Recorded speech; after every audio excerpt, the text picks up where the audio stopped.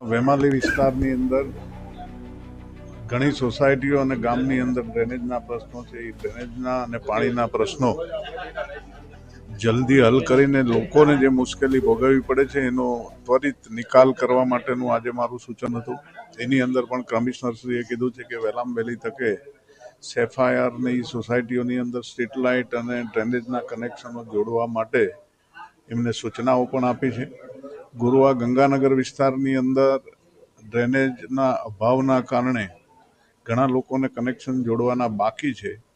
એમાં પણ એ લોકોએ ખાતરી આપી છે કે અમારું ડ્રેનેજનું કામ લગભગ પૂરું થઈ ગયું છે. જે પ્રમાણે માગણી આવશે એ પ્રમાણે અમે એ વિસ્તારના ડ્રેનેજને જોડવાનું ચાલુ કરશું. પંચવટીથી લઈને ઉંડેરા સુધીનો ખૂબ ખરાબ રસ્તો છે.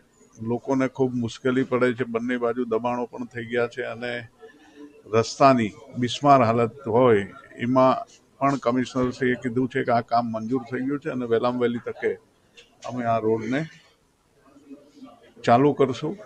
અને ગંગાનગરની આસપાસની તમામ સોસાયટીઓમાં રોડના જે પ્રોબ્લેમો છે એની પણ રજૂઆત કરી છે અને સ્ટ્રીટ લાઇટ જ્યાં જ્યાં નથી ત્યાં મૂકવાની પણ મારી આજની મારા વિસ્તારની રજૂઆત.